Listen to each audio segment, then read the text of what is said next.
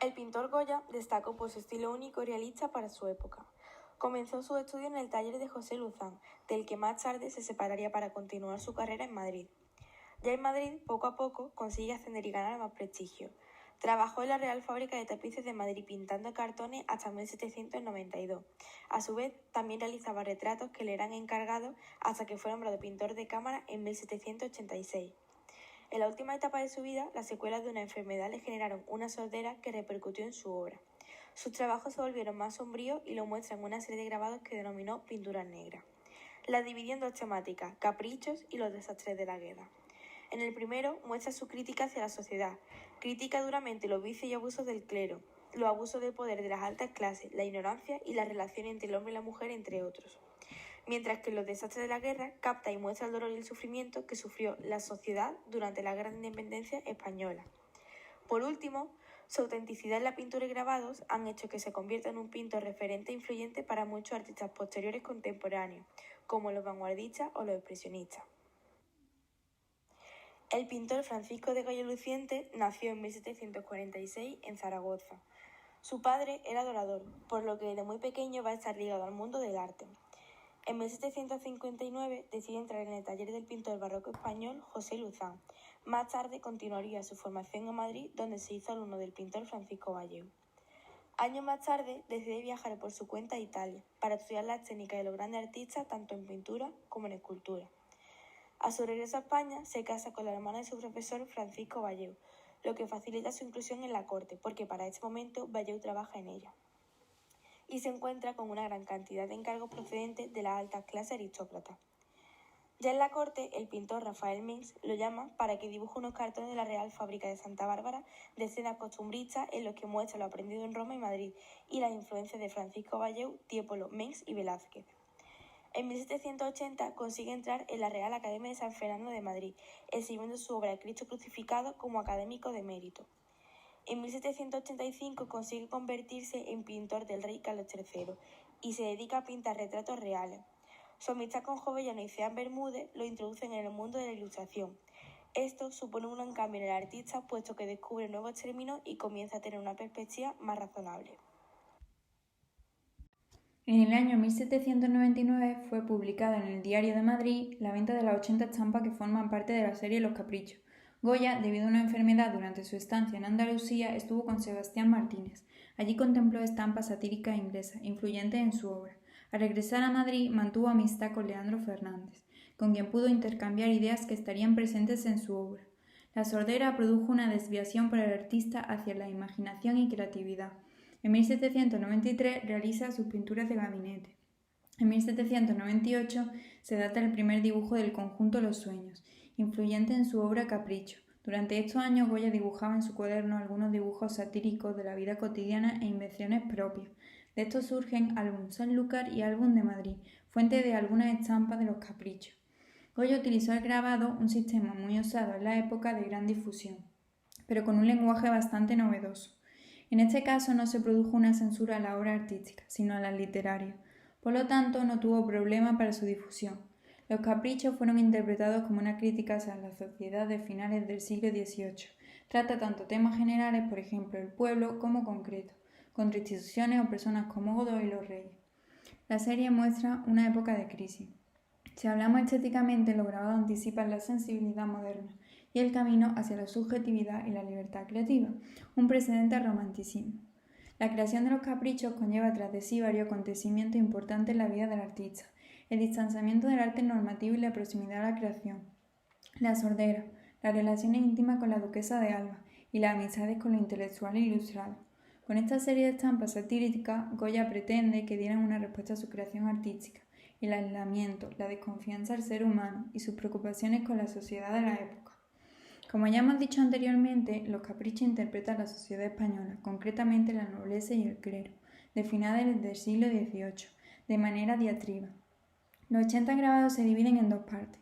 La primera mitad es más realista y satírica en cuanto a sus congéneres, y la segunda mitad aboga por la fantasía, mostrando visiones de seres extraños. Las técnicas que utiliza son la mixta de agua fuerte, agua tinta y en ocasiones la punta seca. Para dar mayor énfasis al mensaje que trataba de transmitir, deformó los cuerpos de los seres que representaban las inmoralidades dándoles una apariencia grosera. Todo lo que aprendió de los ilustrados con los que se rodeaban lo reflejó de manera sarcástica en estas estampas, como su oposición a las supersticiones, a la Inquisición, a las órdenes religiosas, etc. Los grabados se dividen en 4 temas. En primer lugar, el engaño en las relaciones entre el hombre y la mujer, el cortejo, el hombre moderno ocupado de sus negocios, su esposa y el galán, la prostitución que deshonraba a los dos sexos y los matrimonios de conveniencia, muy habitual en el momento y muy criticado por los ilustrados. Trataremos 3 ejemplos. En segundo lugar, la sátira de la mala educación y la ignorancia, las consecuencias de la enseñanza errónea en los niños, las falsas creencias, las supersticiones y la brujería. Trataremos en este caso también 3 ejemplos. La tercera sección narra los vicios que predominan en la sociedad, en especial critica el abuso que ejerce el clero sobre los privilegios. Por último, en la cuarta sección, critica el abuso de poder que sufren las clases más bajas por parte de la nobleza y el clero. En primer lugar, trataremos las estampas que se relacionan con el tema el engaño en las relaciones entre el hombre y la mujer. En el primer ejemplo, el amor y la muerte, Goya aborda el tema de la pasión amorosa que conduce a la muerte. Hace una crítica a la concepción del duelo, basada en una vieja idea del honor, que no tenía nada que ver con la idea romántica de la pérdida de la vida por amor. A la izquierda, sobre la arena, aparece un alma. La flácida postura del hombre recuerda la postura de la mujer en el Capricho 9, sugiriendo la interpretación de la pequeña muerte, de una pasión física, es decir, la muerte de la pasión de un hombre viejo ya incapaz de satisfacer los deseos de la mujer. En el Capricho 75 se percibe una relación con este grabado. Podéis apreciar las estampas mencionadas anteriormente. En el Capricho 9, la mujer es quien presenta esa postura flácida. En el Capricho 75 se percibe una relación con el grabado anterior. En este caso, ambos personajes unidos por una cuerda intentan separarse, un insulto hacia la Iglesia, por su posición con el divorcio. En el segundo ejemplo, el sí pronuncian y la mano alargan al primero que llega, satiriza el tema contra el matrimonio de interés, remarcado en la frase de la estampa. Se ve representada a una mujer joven con una máscara, acompañada por 2 ancianas, dando la mano a un hombre que podría ser su padre. En el grabado se reproduce un casamiento deshonesto, una desgracia pública, consecuencia de este matrimonio absurdo, solo realizado para sacar provecho. Algunas fuentes afirman que se ha basado en la sátira de Jovellanos. El tercer ejemplo ruega por ella. Esta estampa es la precedente del dibujo del álbum B25 y está relacionada con el tema del Capricho 17. Goya aborda el tema de la prostitución femenina y las celestinas mediante la representación de una joven cortesana junto a su doncella, que aparece alisándole el cabello, y una alcahueta, con un rosario rogándole a Dios, un rasgo propio de este personaje, con el objetivo de que la joven prostituta tenga un buen destino. Goya se burla de la particular religiosidad de la vieja alcahueta. La veneración de la vieja está destinada a propiciar fines abominables, mediante el rosario. Aquí podéis apreciar las 2 estampas mencionadas anteriormente. Dibujo del álbum B25, donde aparece una joven cortesana sentada, con su doncella en pie cepillándole el cabello. Y en el Capricho 17, una joven cortesana y junto a ella una alcahueta. En segundo lugar, trataremos los grabados que se relacionan con el tema la sátira de la mala educación y la ignorancia. En el primer ejemplo, si sabrá más el discípulo, Goya hace una crítica a la educación de los niños españoles, gran preocupación de los ilustrados, utilizando las llamadas asnerías. Representa a un maestro como un asno, que enseña aquello que no sabe. Algunos autores piensan que ese asno puede tratarse de la educación política de Manuel Godoy, comparado con un asno. Al llegar a ser favorito, Godoy, príncipe de la paz, su educación fue confiada a Acuña, arzobispo de Santiago, posteriormente a Barradas y Molinedo. Envejecido en el Departamento de Asuntos Exteriores, con los años debería ser un gran experto.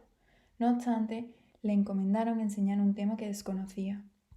En el segundo ejemplo, Si quebró el cántaro, se aborda el tema de la violencia hacia los niños mediante el sistema educativo. Esta estampa se relaciona con el Capricho 3. El pintor pretende mostrar el castigo de una madre a su hijo, quien ha cometido un error insignificante. En el rostro de la madre se puede apreciar la furia y la violencia. Sin embargo, el rostro del niño muestra todo lo contrario, el terror. Algunos autores afirman que esta estampa puede hacer referencia a la época del reinado de Carlos IV, en la cual la reina María Luisa y Fernando VII generaban violentas disputas, debido a que Godoy no era del agrado de Fernando VII. Aquí podéis observar el capricho 3, mencionado anteriormente. En este caso se juega con el temor de los niños hacia los monstruos, seres creados para conseguir una correcta obediencia. En el tercer ejemplo, Linda Maestra, la estampa forma parte del grupo temático Sueños y Brujas. En este caso representa el vuelo brujeril. Goya, conociendo bien los aspectos de la brujería, lo plasmó en esta estampa. Una vieja bruja inicia a una joven en estas prácticas. Tradicionalmente se pensaba que las brujas se transportaban mediante una escoba por el aire, para acceder a los lugares más lejanos de sus viviendas. Estas escenas de brujería se han interpretado como alusiones satíricas en contra de la Iglesia. En este caso se puede hacer referencia a otra lectura, la iniciación sexual de la alcahueta a la joven prostituta. La tercera sección narra los vicios que predominan en la sociedad, en especial critica el abuso que ejerce el clero sobre los privilegios. En esta primera estampa, Nadie nos ha visto, vemos a 4 frailes que beben copiosamente de un barril de vino. Según la interpretación de la Biblioteca Nacional, los curas y frailes echan valientes tragos cuando nadie les ve, pero el mundo bien lo sabe. El vaso del abate es de buena marca para indicar el mayor desorden que hay en el clero. Esta crítica puede describir perfectamente la Iglesia de la actualidad, que toda la sociedad es consciente de los privilegios y abusos que llevan a cabo, pero sin embargo no se realiza ninguna acción contra ella puesto que está muy defendida legalmente. Cabe añadir que el pintor también critica su falta de voluntad en la implicación en los problemas sociales. En la segunda estampa, llamada Duendecito, en la España del momento los frailes a veces eran llamados duendes, y así es como aparecen en este grabado con hábitos de fraile y vasos de vino. Destaca el duende del canto con una mano de tamaño desproporcionado y dientes afilados. El pintor critica la existencia de estos frailes que viven a costa del dinero público y solo se aprovechan de las situaciones de las personas. Para finalizar esta sección, la tercera estampa, llamada Ya es hora, consiste en la última estampa de los caprichos, en la que se representa a 4 frailes desperezándose y despertando de un largo sueño. Aquí el artista prosigue con su crítica hacia el clero, particularmente critica la vida tan apaciguada y despreocupada que llevan. Por último, en la cuarta sección, critica el abuso de poder que sufren las clases más bajas por parte de la nobleza y el clero. En la primera estampa, llamada Subir y bajar, vemos a un sátiro sobre un globo terráqueo que eleva a una persona con el atuendo militar, que echa fuego por las extremidades, a la vez que está derrocando a los personajes que se encuentran a su alrededor. Según el Museo del Prado, la fortuna trata muy mal a quien la obsequia. Paga con humo la fatiga de subir, al que ha subido le castiga por precipitarle. Goya pretende criticar la inestabilidad de España en la política del momento, donde los cargos políticos eran sustituidos de manera regular, impidiendo tomar ciertas medidas. También hace alusión al deseo lujurioso de María Cristina por Manuel Godoy. En el segundo grabado, Se repulen, vemos a un monstruo alado que cubre a otros 2 seres que se están cortando las uñas de los pies mutuamente. Claramente simbolizan los políticos corruptos del Estado que son protegidos por el jefe. En este caso, es el monstruo alado que actúa como si no viese nada.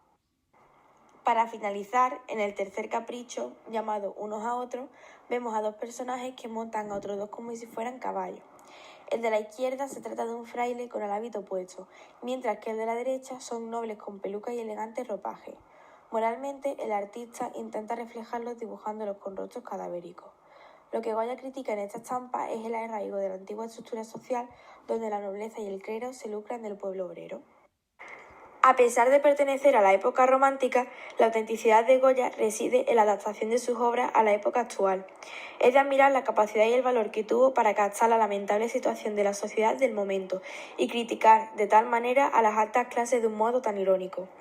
Lo que más nos ha gustado a la hora de realizar el trabajo es buscar los distintos grabados y conocer la simbología de cada uno, pero sobre todo reconocer las injusticias sociales que siguen perviviendo, como por ejemplo la surdez e innecesariedad de los privilegios eclesiásticos, el abuso y corrupción en los altos poderes como en la política o bien la ignorancia, y la mala educación de las clases sociales más bajas.